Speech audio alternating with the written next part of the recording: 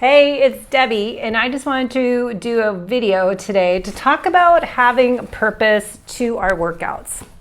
I had a great example yesterday and did a YouTube live, and some reason I'm having trouble with this computer I have, and I recorded a great 15-minute video that no one can hear. So I'm doing it again. Okay, so here's my thought. Do you have a purpose to your workouts? As an endurance athlete, I find myself, I enjoy going for a long ride, bike ride. I enjoy doing a long run. Is it good for me to go longer than 45 minutes? No. Is it maybe good once in a while to do that hour and a half zone 2 workout? Yeah, once a week, maybe once a month, get some endurance training. So yesterday, it was my good example. We went, my husband and I, for a bike ride from our house. If you can see, we live up on a hilltop. So when you live up on a hill, the bike ride is downhill to start. And when you go downhill and slightly down all the way for the first hour, it's really hard, at least for me, to keep my heart rate where I want it to be, 120 to 130. I was trying to keep it zone 2 and focus on changing my cadence. I don't have power meter on my bike, so I wasn't going by power.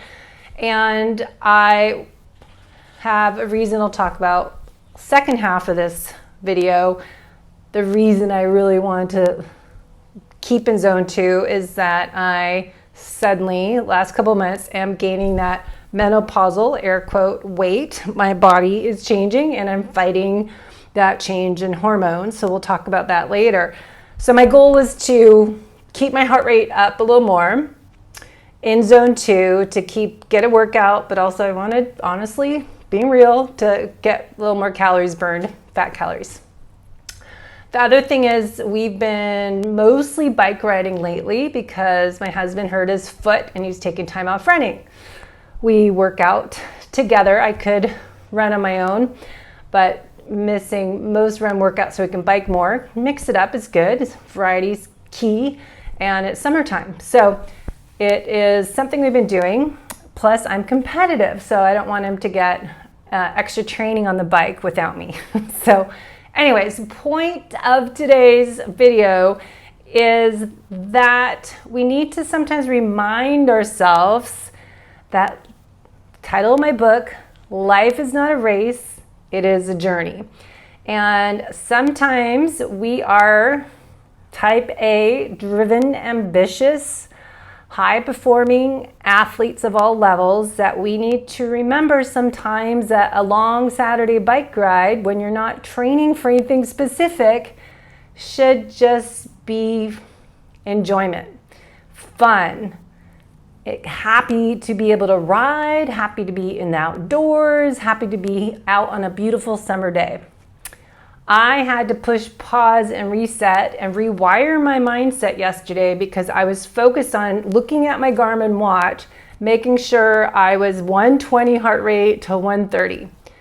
I got so into that my husband got mad at me because I was complaining that the first hour of the bike ride doesn't really count because my heart rate was in zone 1 and not into my zone 2 workout. And sorry, I look like a mess right now because I was running this morning and at the beach and it's hot, so I haven't showered.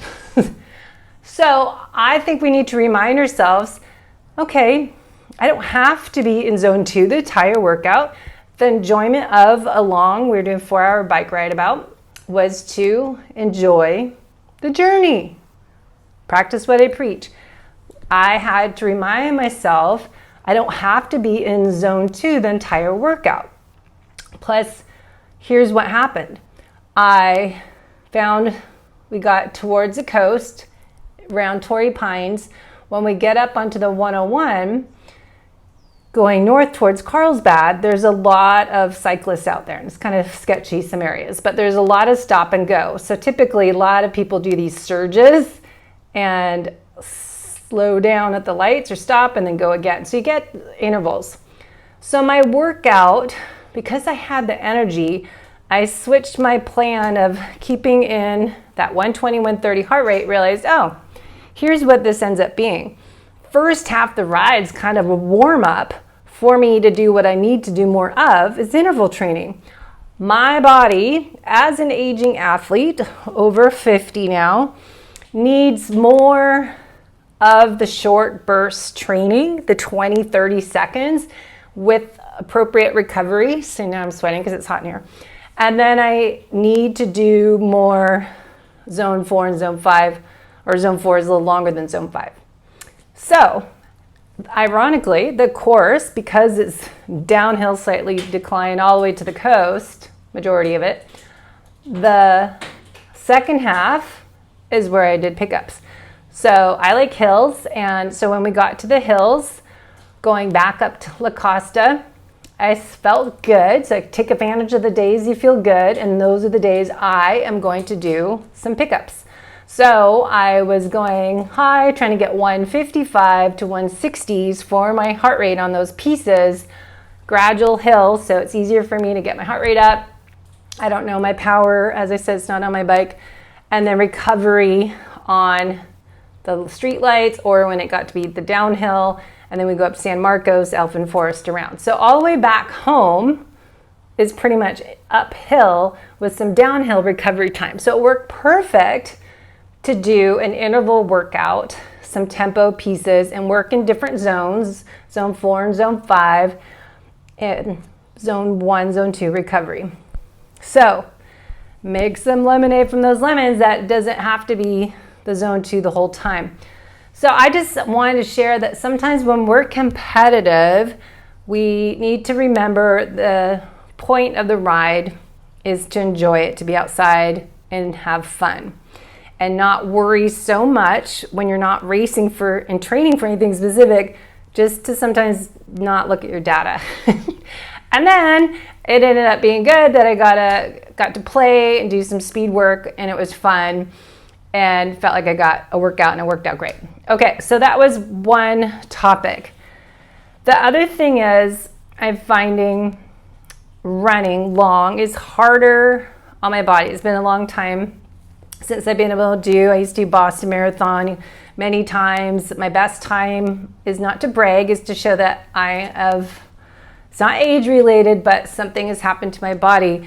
I used to do a 3:12. Boston Marathon was my best time, and a 3:17 was the next year.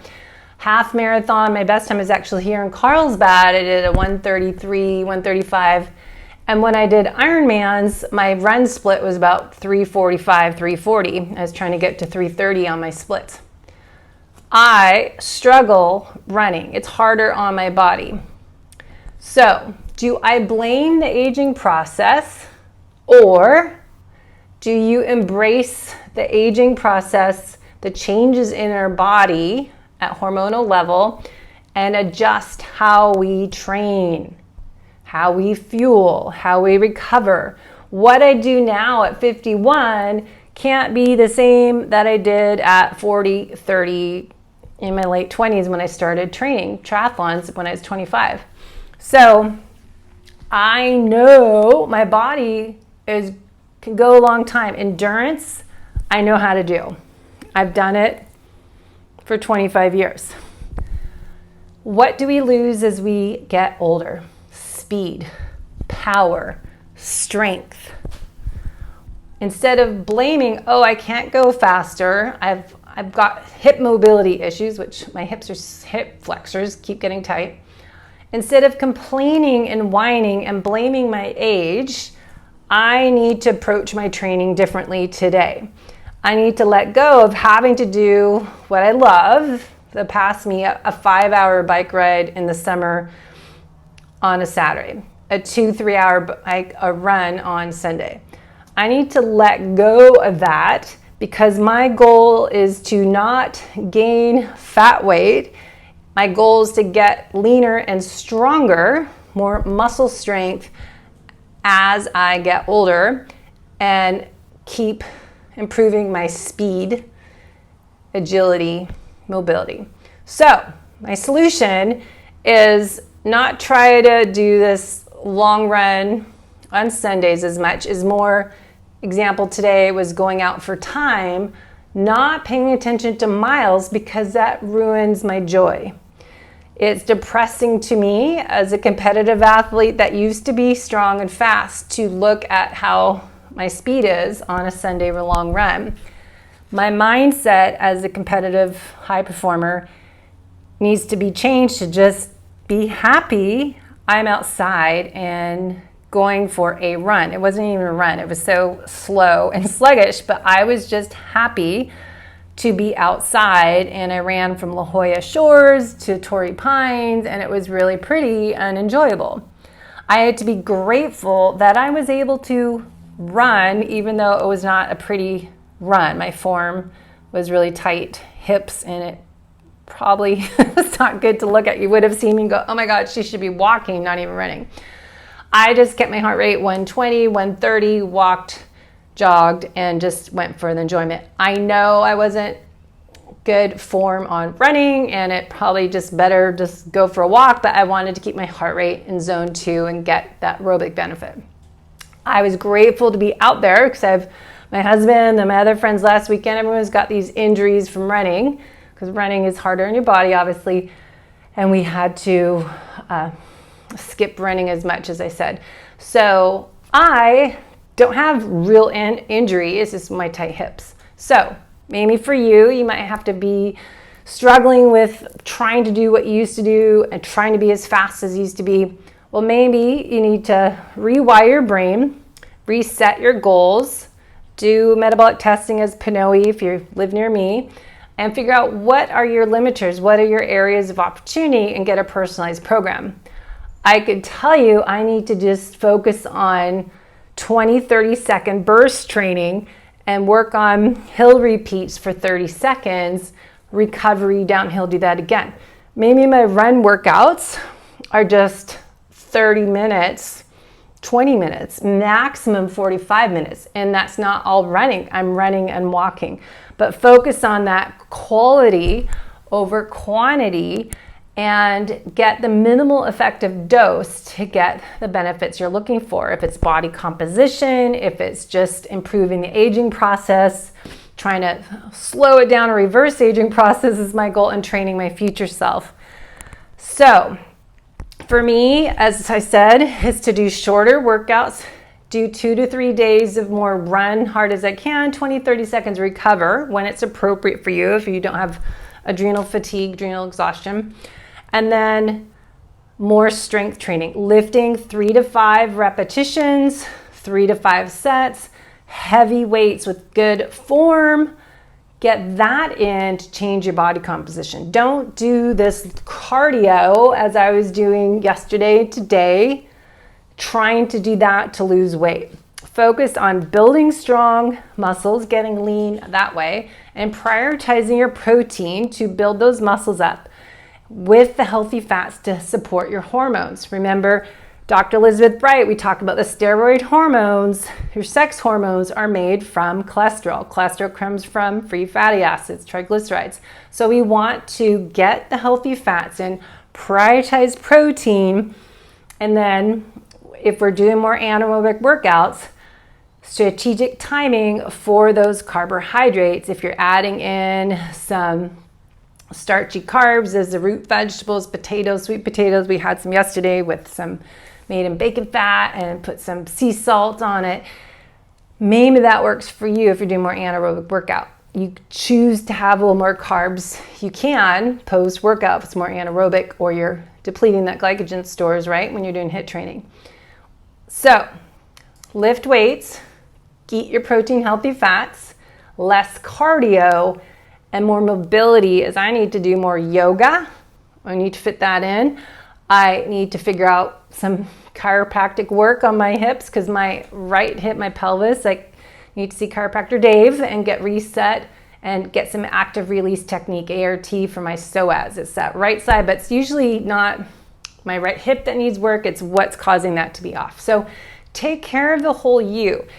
If you are struggling trying to get the desired results, don't blame the aging process, but let's look at what are your limiters, what are your areas of opportunity, what could you do different as a 50-plus-year-old that you need to adjust your training schedule, but also your fueling.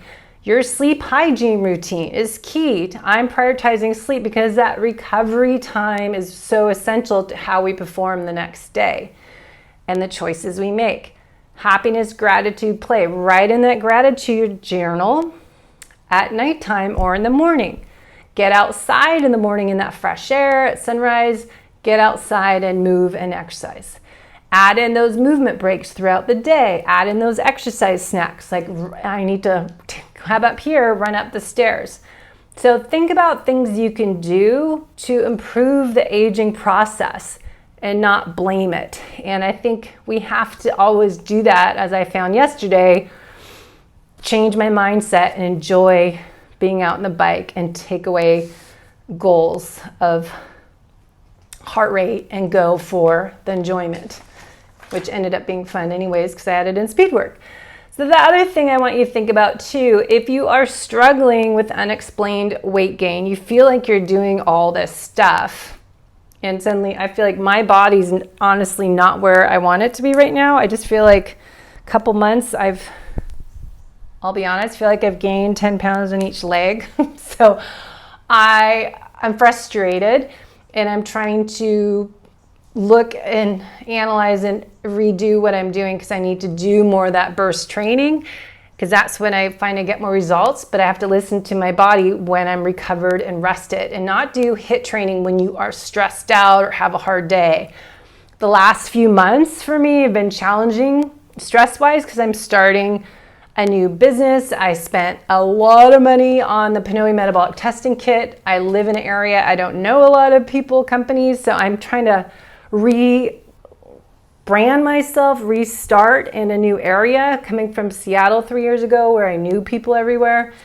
It's hard. So you have to look at what are your external stressors, and then let's look at what's going on inside, under the hood we don't know about unless we run some functional lab tests, which cost money. So ideally we try to get what we can under our wonderful insurance company. Our medical system just does limited blood chemistry panel, and the doctor just wants to see you once a year and give you a checkup, but you need to do those labs a couple times a year or even every quarter. You can go to my Ulta Labs link, I'll put it in the show notes, and order your own blood chemistry panel, check your full thyroid panel, your reverse T3, T3, T4, get all those markers, get your testosterone, your DHEA, your estrogens, progesterone, cortisol, and then do the Dutch test or saliva test that measures your cortisol throughout the 24 hours because we want to see what pattern you are, because I will do a podcast on this with Dutch tests, but we don't want to do all these biohacks, ice therapy, fasting, heat, sauna, all these different stressors that are good in small doses if you are already experiencing super high cortisol.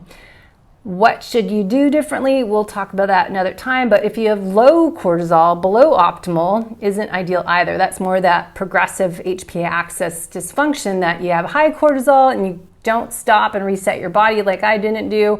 Now low cortisol, and I still haven't gotten up to optimal, but I'm obviously much better than I was 10 years ago. And I really didn't start healing and repairing until I changed my whole life moving here 3 years ago. But I feel like I've kind of been on vacation because I haven't been going to an office to work, but this office. So think about those things. Quality of life, focus on how you want to improve the aging process. What can you do now? And take those eating habits, the workout program. You know, we tend as endurance athletes to rely on cardio, long distance cardiovascular exercise, aerobic exercise to lose weight. That's not what you probably need to do. So Let's work on not fasting either so much. I think I was doing too much. So we want to really personalize the program and do what I do, assessment with clients, the holistic method, look at all those 8 elements, look at your functional lab tests, do a Pinoe resting metabolism test, and do an exercise test, and really figure out how you should fuel, train, to perform every day with all these biohacks and lifestyle habits to improve your aging process, slow it down, or reverse it. If you do a Pinoe test, you actually see your biological age versus how old you are. So check it out. If you are in North San Diego County up here, if you want to come see me, I'll be doing testing near Solana Beach. I think we just need to find a purpose to work out, and just remember it's to enjoy yourself sometimes and not look at all the data, and think of it more as play and quality time and not be as competitive. So again, life is not a race, it is a journey. And hopefully you are taking time out, pushing pause and reset to remind yourself that if you're not racing. If you are racing and training for something this year, be sure to take those recovery days, track what you can with your heart rate variability, using my Oura Ring, the Garmin watch. But a lot of you are overtraining, and I want you to avoid going through what I went through, because I love racing and I haven't been able to do it since. And now I feel like if I do it, will it break me again? Because I've worked so hard on my recovery over the years. So let's chat again. Let me know your questions, and we'll try to do a Facebook Live or a YouTube Live when I get my computer fixed. So here is my temporary live on YouTube. But stay connected on YouTube, and we'll get more weekly calls in.